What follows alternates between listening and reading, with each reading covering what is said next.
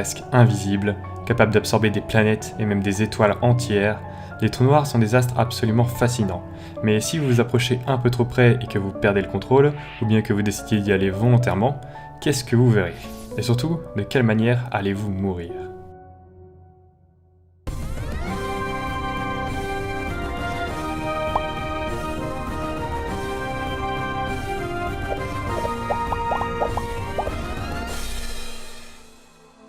Tout d'abord, il faut savoir qu'un trou noir n'est absolument pas un trou. Il a une taille, une masse, une vitesse de rotation et même une charge électrique. Et ce n'est pas non plus une sorte d'aspirateur cosmique avalant tout sur son passage, c'est juste un astre qui attire les autres objets par sa gravité, au même titre que la Terre ou le Soleil. En réalité, on n'est pas aspiré par un trou noir, on tombe dessus. D'après la relativité générale, il est composé d'une surface arbitraire qu'on appelle l'horizon des événements et d'une singularité au centre contenant toute la masse du trou noir. Mais que se passerait-il si vous tombiez vers un trou noir, vous laissant emporter par sa gravité? Eh bien, au début, il ne se passera pas grand-chose. Vous tomberez en chute libre, comme sur n'importe quel astre, et vous aurez la sensation d'être en apesanteur. Au cours de votre chute, vous verrez le trou noir grossir de plus en plus, ce qui est normal vu que vous vous rapprochez de lui. Mais autre chose entre en jeu, l'effet de lentille gravitationnelle. En fait, la lumière est déviée par la gravité du trou noir, ce qui déforme tout ce qui est derrière lui, mais le rend aussi plus gros.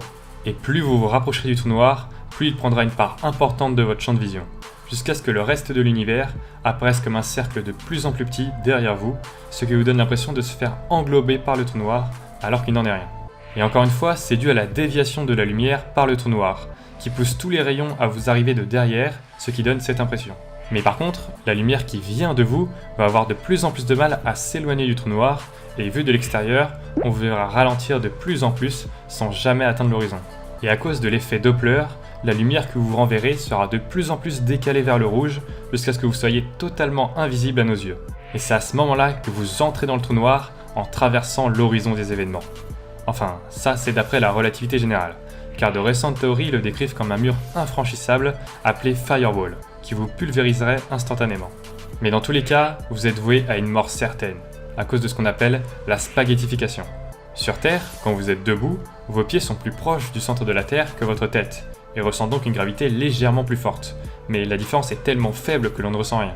Et bien, pour un trou noir, c'est pareil, mais des milliards de fois plus fort, ce qui a pour effet de vous étirer de plus en plus jusqu'à ce que vous soyez écartelé.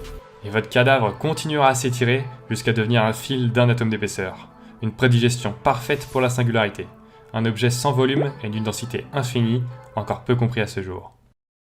Cette vidéo a pris plusieurs centaines d'heures à faire, et les revenus générés par YouTube sont dérisoires. Si vous voulez plus de vidéos et de meilleures